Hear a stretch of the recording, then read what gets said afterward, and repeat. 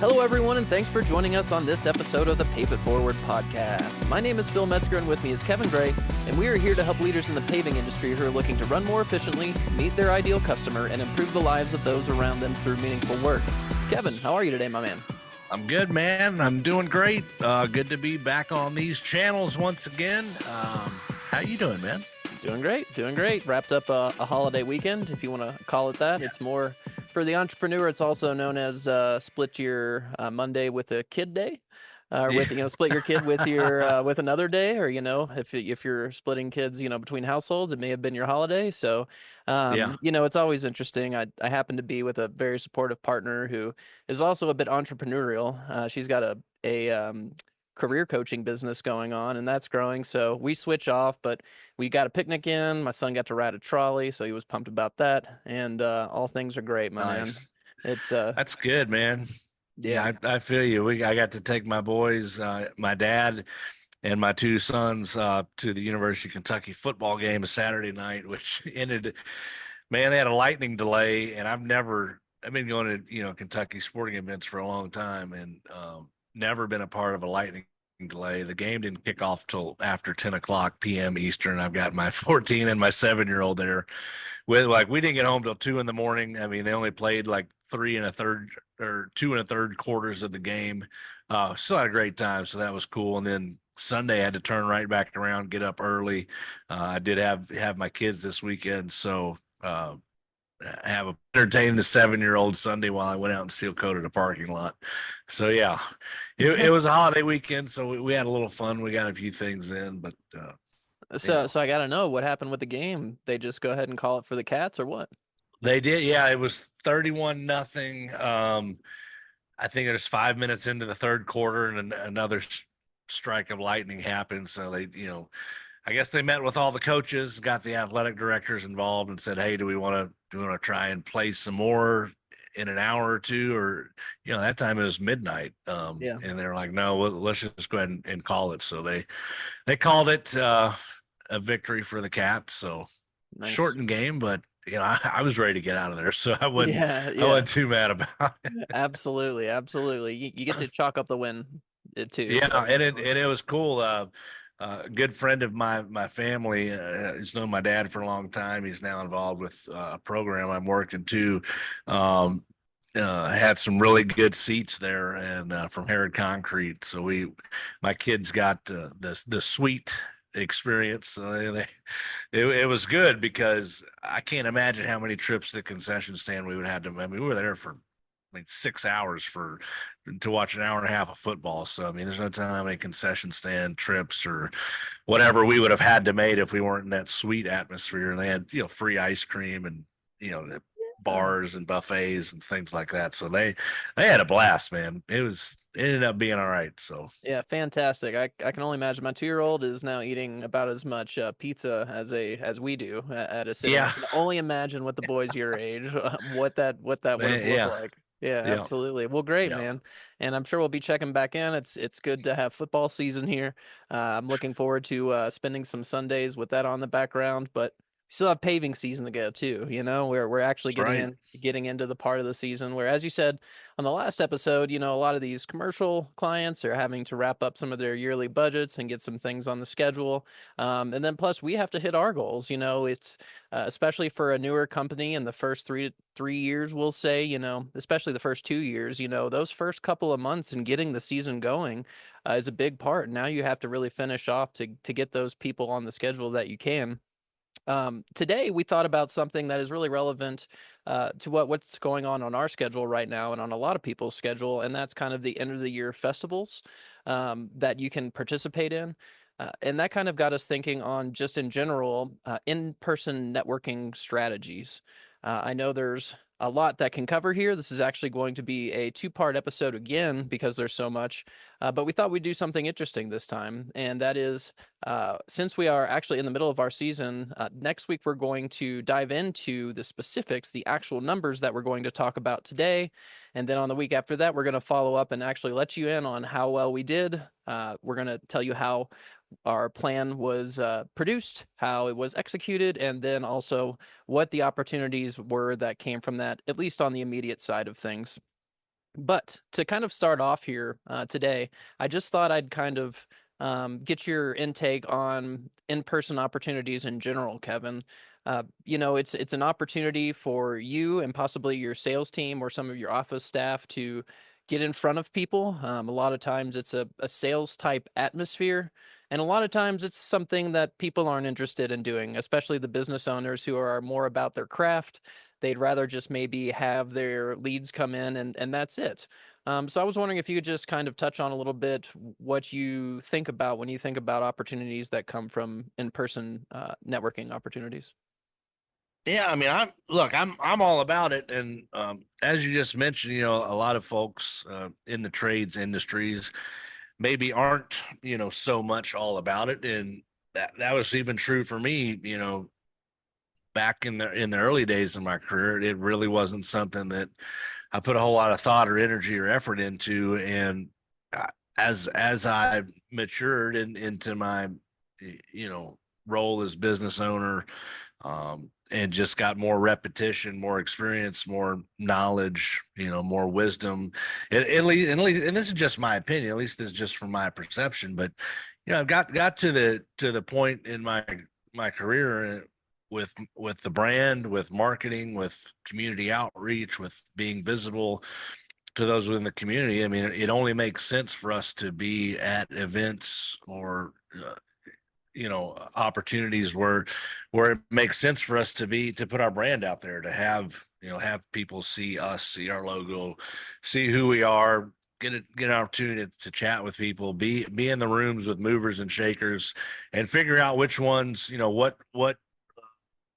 what chambers of commerce or what trade associations or what groups or what kind of events that make sense, the kind of marry, or the vision we have and the services we offer for those within the community. So we try to put ourselves out there as much as possible, getting involved with these things, just so that our brand, especially again, starting over, starting brand new, launching a new business, it's something I probably wish I would have done sooner and more often with, the first time I launched a business. But that's certainly something that I have found to be very important, because it's, you just never know, if you're not. And I was talking to a buddy of mine today who owns an apparel company, and he was just in the right place, right time over the weekend, and got an opportunity to get some of his apparel in a pretty affluent, destination of his. And it just happened by being out in the community, out, right place, right time. You never know who you're going to bump into. You never know who you're going to get introduced to. You never know who you may end up having a conversation with. And one interaction of just by putting yourself out there and being on the field can ultimately pay for the event. I know these things a lot of times come with an entry fee or some dues or membership fees or things like that, but it just takes one handshake to really solidify, the expense of that. And you never know what kind of relationships you're gonna form out there. And I always say, man, you can't play ball if you're not out there on the field. So Sure. this is a great, these types of things are great ways to get us and the brand, myself, sales team, other members of the team out there in front of the community, and get to know these people face Yeah. to face. Yeah. And you Old mentioned, old school sales combat. sure, So sure. much has shifted, and it's fine. Look, technology is awesome. I'm not discrediting that at all. I mean, um, so much business nowadays is done over text, email, electronically, virtually, however you want to call it. But there's still nothing like that good old fashioned hand to hand, sales and networking and getting to know people. Absolutely. Yeah. Yeah. And obviously, um, even with what we're doing, we offer a video on the podcast. We try to put video in everywhere we can, as far as especially showing your face, because it's the closest thing you can do next to meeting a person in person. And we always talk about how word of mouth referrals is still going to be the top. And if you're running a business that is functioning well and a business that people want to recommend, word of mouth is going to be there. So it's kind of a mix between both of those things. And especially as someone that's there to represent the company, it tends to be a good opportunity. And you mentioned something else, that was you did a little bit of research as far as what associations, what chambers, et cetera, to join, because again, you want to be looking in the right pool of candidates. You want to be That's looking right. for those ideal jobs. And typically, especially when you go on the more chamber side of things, rather than just a general event, you're dealing with more of the high dollar ideal clients, to where chances are, if you do get a deal out of it, either immediately or down the road, it'll be a higher dollar deal. And chances are also that that person will have reoccurring needs because they're in some type of property management situation, or even some type of business that works in an even greater aspects of things. So we have it kind of split up into a couple different types of groups or events: industry conferences, local business associations, chambers, and fundraisers. And then I also have a question here about vendor experiences. But, with each of those, like an industry conference, let's say, that's not going to be like a chamber, but you have spoken about attending industry conferences, etc. When you think of some conferences and events in asphalt paving that are aimed towards your industry, what are the things you're kind of looking to achieve there, maybe versus a chamber event? Well, I mean, a lot of time those kind of seminars and conferences, trade shows, your World of Asphalt, your Pavexes, um, things like that. Yeah, a lot of the times I'm looking for great education offerings, or hands-on equipment offering, things where I can myself and then take some team members where we can really get a hands-on experience and really trying to learn. And it kind of goes back to what we were talking about on the last episode about being able to reinvest in training and leadership training and in the field training, skill development, things like that, so that we can stay at the top of the curve of the technical curve here in the industry. I mean, we if we want to say we want to perform as well, if not better than anybody else, if you want to hire us, you're going to get a premium product and a premium experience, and on and on. It's like, well, we've got to be able to stay up with those trends and ingest as much information so that we can give it back out when we're serving our consumers. So, we're looking for things that make sense for us to attend, that have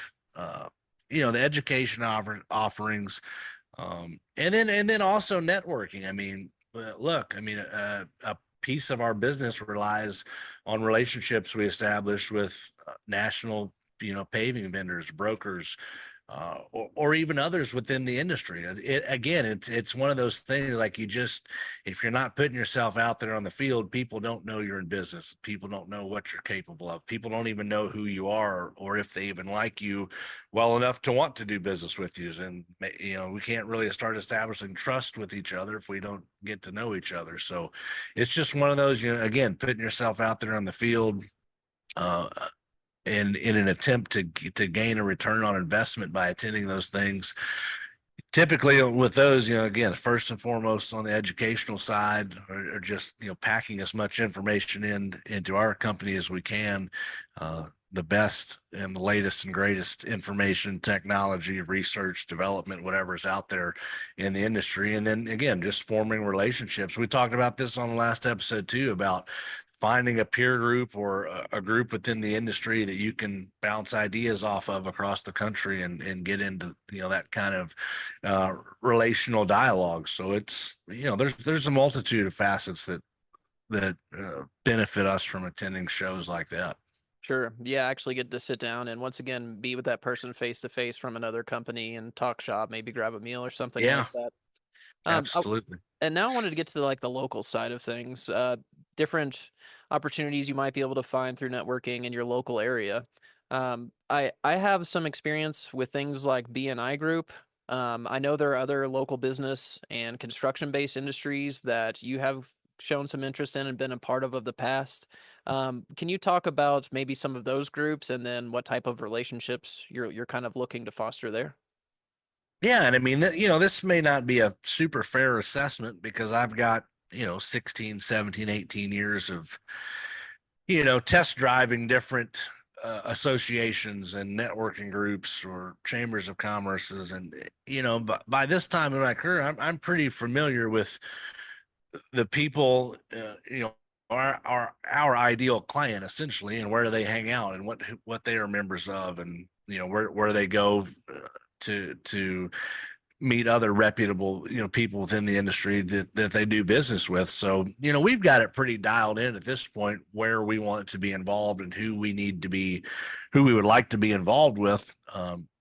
And a lot of that early on was just some trial and error. And again, it's, if you've got a local mentor or a local peer group, or, just get yourself out there with a few folks that maybe have been doing this for a while. So you're not spending a whole lot of time, energy, effort, resources, money, figuring out where you need to be. Get lined up with some people that can expedite that process for you. That's great. But if you don't have that, you kind of just got to do a little bit of homework, see, most of these memberships or networking communities, trade associations, they'll have a list of their active memberships. So you can go in there and kind of dig through the membership list and say, oh, this looks like a group that has several people that I wouldn't mind getting associated with.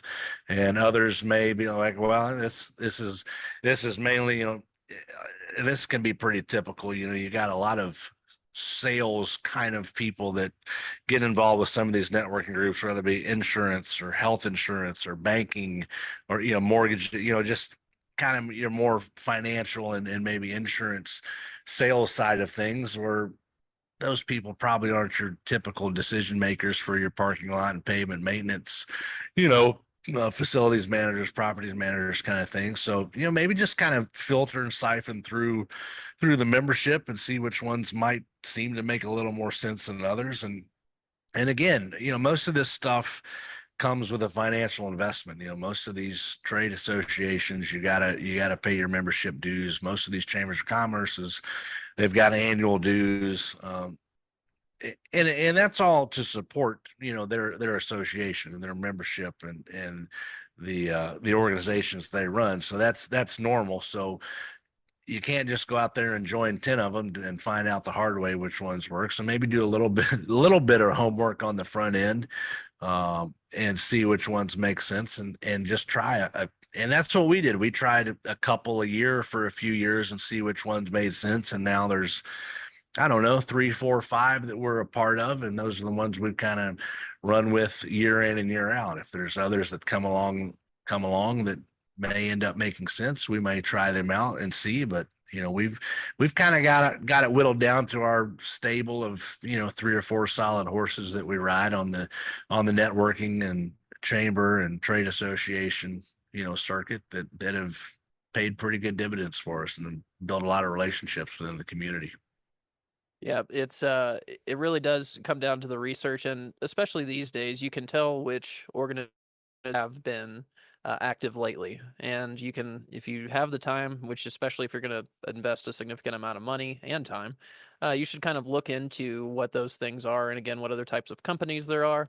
I know that B&I Group specifically, I went to, I think, 3 in my life that were just welcome and free session type thing, and Yeah. they were okay. A lot of salespeople and some of those types of groups also have a referral requirement to where you have to refer so many people per month or per quarter or whatever.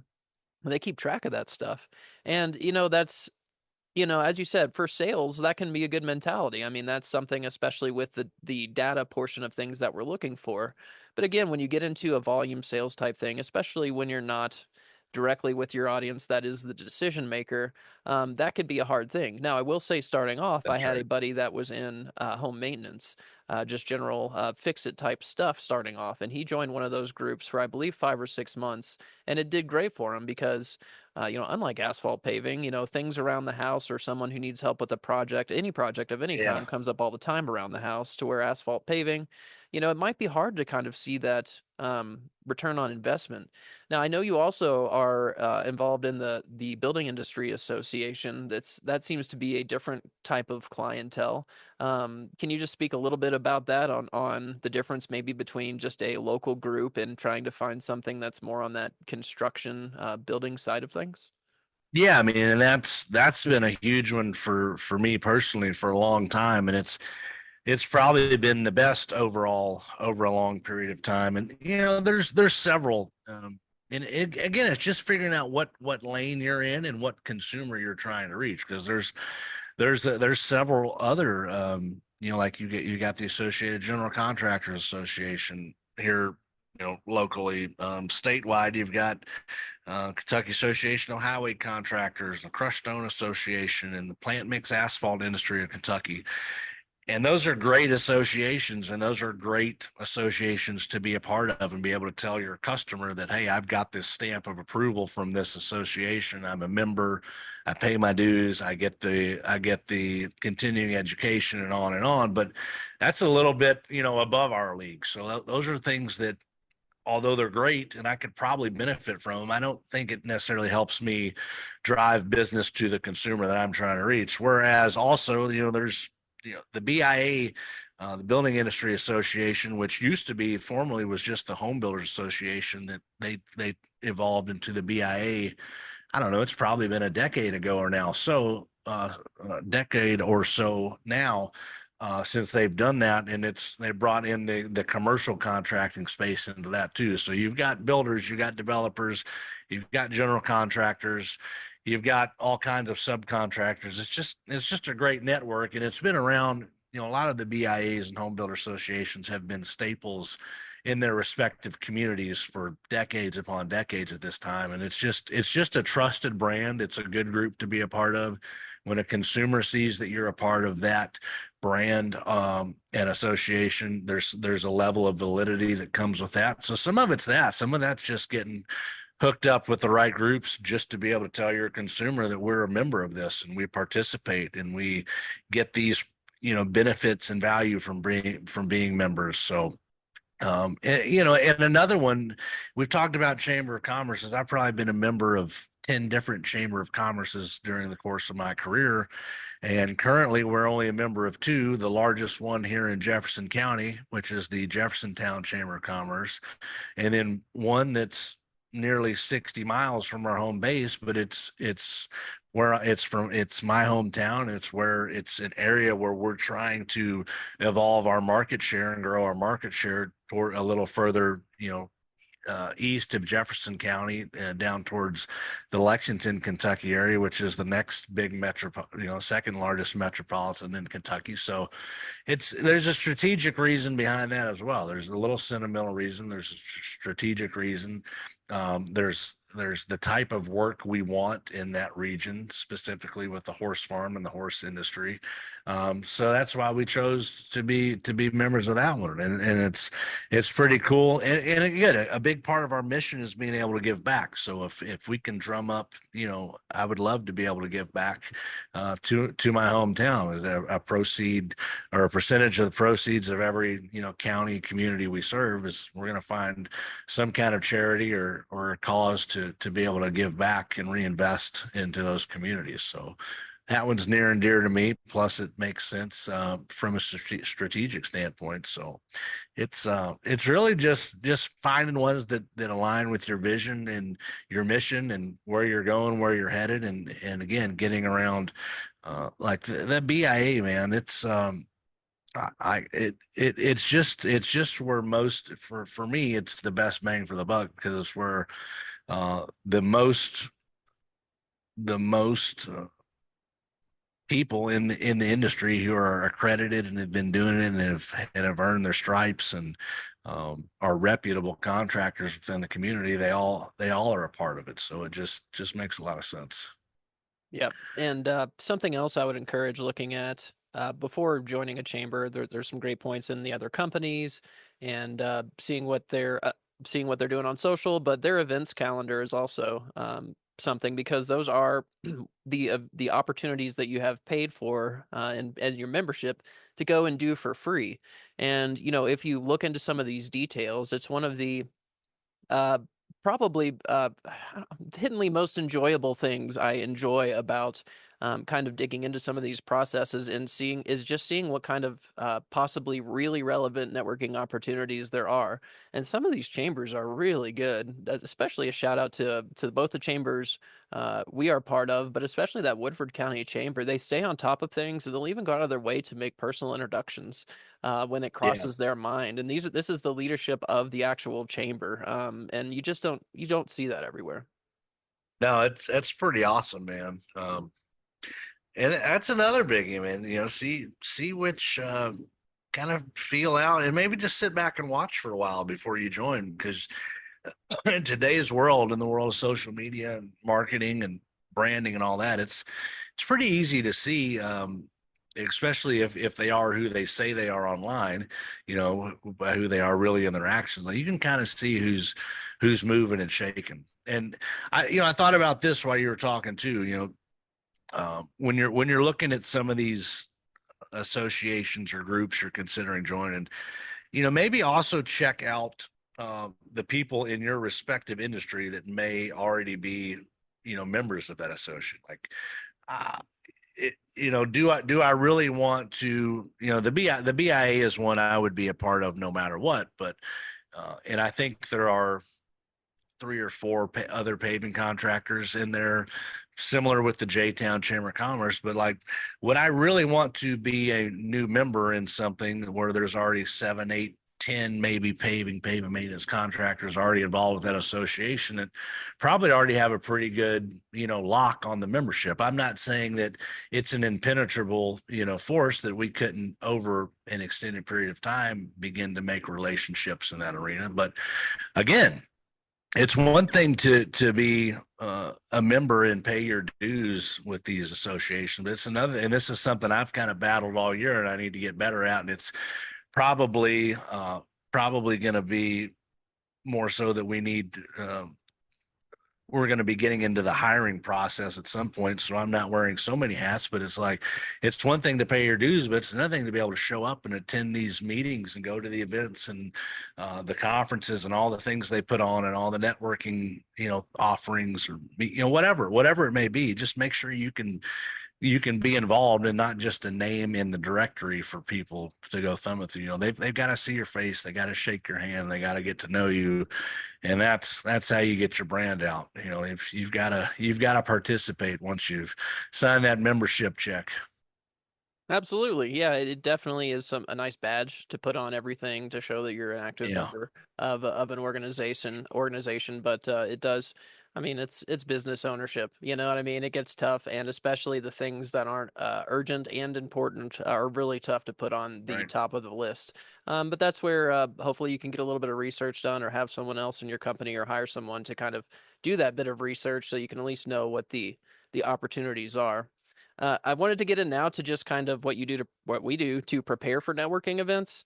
We definitely went over researching, the organization and everything like that. But the first couple notes here we have is just to research the event and the attendees. Obviously, in our kind of work, we're dealing with a product that we already hopefully know, but that does kind of come with a few other things, like maybe setting up some goals, maybe creating, your elevator pitch. I know that especially with a young business, it just takes 5 to 20 times a day repeating your 2 sentence, catchphrase in order to tell people what it is that you do. But when you think of, and I know you've done this for years, so if you see your checklist and you see you have all your items ready to go, you're pretty much comfortable going out there and selling yourself. But especially when you think of someone who may be going out there for the first time, or someone newer, or just someone that has never really put much thought into it besides bringing a table, what are some of the things that you think of when you prepare for an event? Bring candy. Note to I don't know. self, I yeah, mean, bring candy. everybody brings candy. I Yeah. mean, that'll at least get people stopping by your booth, but it's typically not the people you really want to talk to anyway. Those are typically the people that are just there making their rounds, basically trick or treating at every every booth that's there. Not And now you have really. an uninterested person eating a sucker, just nodding their That's it, man. That's it. No, just I would say make your space inviting. And man, I learned this one from one of my mentors early on, probably at the first. We used to do the home and garden and remodeling show here in Louisville for years, and had a mentor of mine. Like, we were there one morning and we were just kind of walking around and getting set up for the day, and we were kind of watching people start to interact, and it amazed me how many people like would just sit behind their table and just kind of just be waiting for someone to stop by and say hello or ask them a question. I mean, and look, not everybody that's going to walk by wants to have a conversation with you or is even in the market to buy what you're selling. Like, I get that. I'm not saying be all over people, but if you're not up out in front of your booth, standing up, ready to participate and engage in a conversation, shake somebody's hand, like, you're going to get much more traction and much more engagement if you're out there ready to go instead of just sitting behind your table, just kind of playing on your cell phone or whatever, just counting down the hours till the trade show's over. It's like, oh, if you're there for a purpose, get out in front of your damn booth and sell yourself a little bit. So that's a biggie. Have some things, have some information. You better know if you're there representing your company, trying to sell your product, you better know your elevator pitch or your services and your history, like, and on down the list, all the things of who you are, what you do, who you serve, why you serve them, your purpose, your mission statement, your core values. Just, you better be able to sell your company. So that's a big one. And just be available. Act like you want to be there. Act like you're interested, and act like everybody you talk to is the most interesting person in the room. Absolutely. Just give them your attention. You mentioned that some people sitting down and not paying attention, and even if you're somewhat complacent, if you're paying attention to the people, you can tell the people that are interested. That's right. When there's a switch that you should be switching on right then and there. But yeah, something I did notice with you was your ability to approach people, Kevin. You're a very personable person. You don't typically get tongue-tied, especially when you're talking about, something that you've done for a long time. But can you give us some insight on any kind of icebreakers? Because obviously it's kind of a different part of sales. It's about as cold sales can get, besides maybe a cold email that you didn't request. But it can be intimidating, and it can be, especially if you're not used to the sales part of it, but you want to represent your company. Do you have any kind of tips or thoughts on that? Man, I was scared to death of these things the first few years we did them, and I'm not sure I know why, other than I'd never done them before. So a lot of it's just getting out there and doing it for the first time or the second time and getting more comfortable with it. I mean, and just be yourself and be honest, and don't take yourself too seriously. Don't take the conversation. I know you're there serving a professional, for professional reasons, and look, if you don't know the answer to somebody, just tell them you don't know, but you'll find somebody to get the answer for them. So, like, don't feel like you ever have to get put on the spot just because you're the person there, representing the company. I just, on the heels of just saying you better be well prepared. Yes, be prepared as you can be, but sometimes people get thrown into these things because we need somebody to man the booth, and they may not be able to answer all the questions that a senior estimator may be able to answer, or the owner of the senior estimator is not going to be able to answer questions that the owner of the company can answer. So it's just kind of stay in your lane, know your role a little bit, have some fun with it, be open and approachable. And just relax a little bit. You're just working a booth at a trade show. It's not like you're performing heart surgery, Sure. So just kind of relax and phone a friend if you need to. Sure. Get the person's information. Tell them you'll call them back as soon as you get an answer for them. Absolutely. And then do that. Yeah. And again, just act like you want to be there, because in my history, I guarantee you, if I'm at a trade show and I walk and there's two booths, it could be the same exact service offered at two booths side by side. I'm probably only going to stop by one of them, and it's probably going to be the one that's out there wanting to shake my hand with a smile, just saying, "Hello, how you doing? How's it going?" Sure. Just be personal. Yeah, eye contact and a smile, if nothing else. Absolutely. It can be an extremely intimidating thing, especially when you have all the things going on that could go wrong. But I've used this. I made pizza for Papa John's when I was in my early 20s, and one night we were slammed, and our manager yelled, just for everyone to stop as loud as she could. And she goes, guys, it's just pizza. And it just, I've kept that thought in my mind throughout everything. It's just like, we're not doing heart surgery here. You know what I mean? Yeah. Like Yeah. we're here to get better. And the more you do things, the That's it, easier. man. You know what I mean? And so Yeah. it really is just, it can be intimidating, but it also can be very rewarding. It's one of those, just cost benefits in life. If you try it and it's hard, well, even if it ends up not working out, you're going to learn something. But I was specifically curious about, and this is another situation, if you have any just general thoughts when you're dealing with more than one person, whether it be a husband and wife combo or any kind of situation like that, whether it be in sales or at an event show, it can be different having a group conversation. Do you have any thoughts or mentalities when it comes to the conversation there?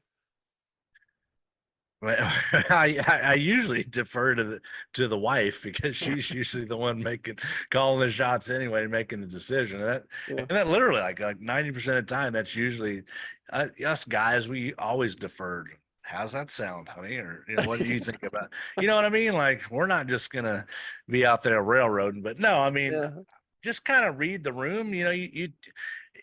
I think over the course of a short conversation, most of the time, like the ultimate decision maker, somehow or another, usually kind of makes their presence known, or may be more inquisitive, or ask more questions, or more interested.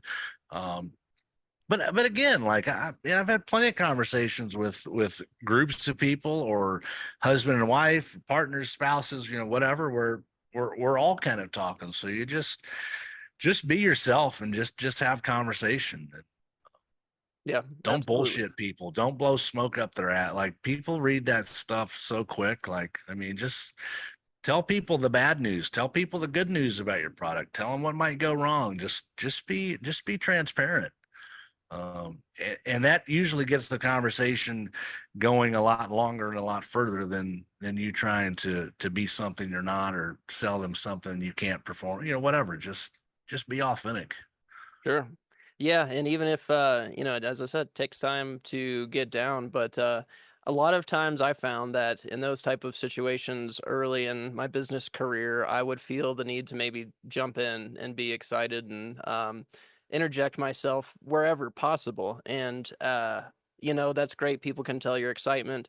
But just try to relax. Again, part of that experience and just doing it. But don't be afraid to sit there and let the conversation breathe a little bit. If anybody out there is facing those type of problems that I did when I was first starting up. But I wanted to now we've got the leads, we've had the event, Kevin. It's you've gone to work and everything like that. You've taken down the booth. You're heading home, and you sit down the next time. What do you do with these leads? Do you keep track of them during the event? Do you put them in your phone? Do you go ahead and send them a message right then and there on the spot? What's your kind of mentality on the importance of following up? It's vital. I mean, as soon as typically, and a lot of these events are over a weekend, or you know, uh, but I don't know, the next business day I can get to, I'll sit down and depending on how many we've collected or how many conversations we've had. But yeah, I want to get that person's phone number. I want to get their email address. I want to get their name, obviously. If I can at least get a name and a way to communicate with them, yeah, I'm going to sit down next business day possible and start reaching out.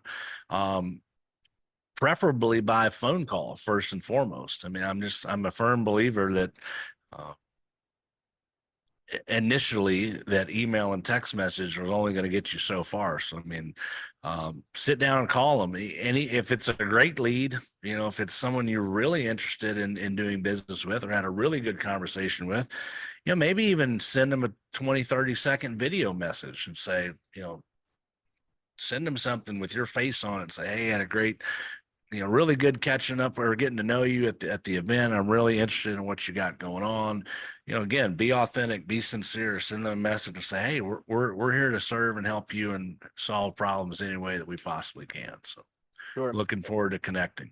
And that Um, really, really sinks home. First of all, that you follow up because I mean, what, 5, 10% of the people you meet, if you don't follow up with them, may follow up with you.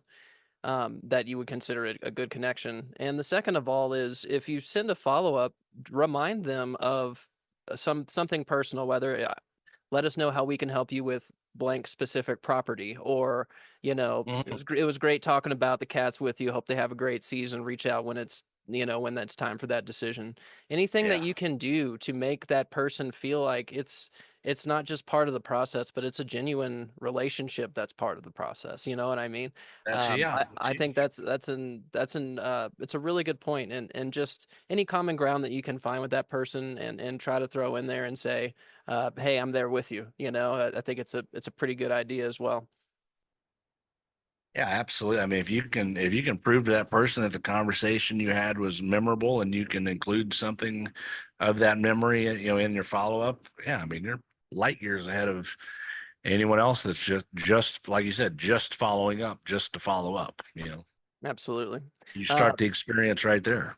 yeah, absolutely. And keep track of it. Hopefully you have a way of flagging your system, because that's when things really start to get good, when you're seeing where every single lead is coming from. But that's maybe something for part 2 of this episode, which we will do something which I think is kind of neat. We're going to show you exactly what we've been talking about here. We're going to show you the data that we're getting ready to collect going into the next event, and then the following episode we're actually going to kind of review that quickly, just to have you all part of this, see if we hit our goals, see what the interactions were like, see what worked and what didn't work. We're pretty excited about that. But also in the next episode, we're not just going to tell you the data we're going to collect. We're going to talk about leveraging some technology, some things you can do to collect that data, and also some just upcoming challenges that you may face in some of those environments. But Kevin, just kind of anything on that topic before we wrap up the networking part of it that came to mind that you didn't get a chance to speak on. No, not really.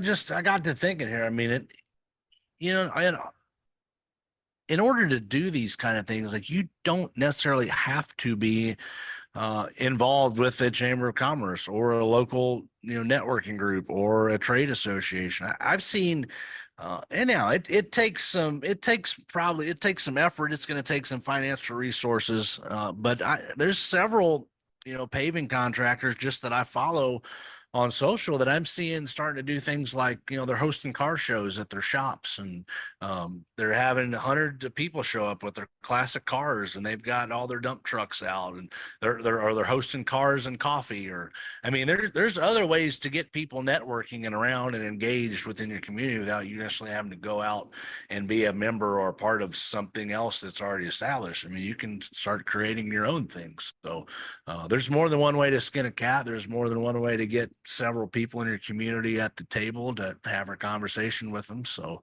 I think it's cool to see guys getting creative, guys and gals, and doing different things and inviting people to their, places of business and hosting something cool or putting on a show or, whatever. So Yeah, speaking of which, this winter we're going to be taking guests during the quote unquote off season of the paving season. So if you yourself have a company or industry that's been around for a long method, or if you're newer and you have some business growth and some ideas that you'd like to share, we're currently I shouldn't say currently, here shortly, we're going to be accepting applications through the website, and maybe even by the time this podcast episode comes out. So check the website, paveitforwardllc.com/podcast, and let us know if you're interested. We'll have just a few questions there about your company and what you'd like to talk about.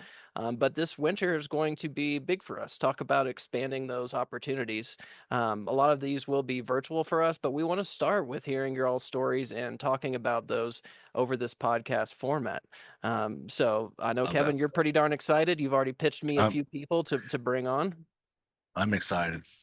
Yeah, it's really you and I get to talk all the time. Sure, people are sick of us. If you're not, like and subscribe. That really helps us. But anyways, like it'll really be neat to get a different person's perspective on these types of things. And through the comments, through our different social media outlets, we can tell that there are some varying opinions out there, and there are most definitely different ways to run an asphalt paving business and get plenty of success out of it. So if you're one of those people that would like to talk, please check out paveitforwardllc.com and go to the podcast portion of our website and let us know, because we'd be excited to have you on and hear what you're going through in your company. So Kevin, I got to say, it looks like we're getting towards the end here. Do you have any last thoughts for the people today? I don't, man. I don't. Just start thinking about the fact that winter is definitely coming. I mean, we still got a few months, but it was low 50s here this morning, and you walk out in the morning, you're like, whoo. It does a little something different to that urgency meter. So just start look, it's September. You probably have September, October, November. You got 4 months left in 2024. I mean, don't wait until mid-November to start planning for the winter or putting together your budget for the winter or even planning for 2025. Like, it's never too early to plan and have a good plan in place. So don't let it creep up on you. I hear you. And it was actually on the potential list of topics for today. So why don't we go ahead and put that in for the on making sure your off-season budget is good to go. So if you're out there, like and subscribe on YouTube or your podcast, and we'll be delivering that here in a couple weeks. But for now, thank you all very much for listening, and we'll see you on another episode.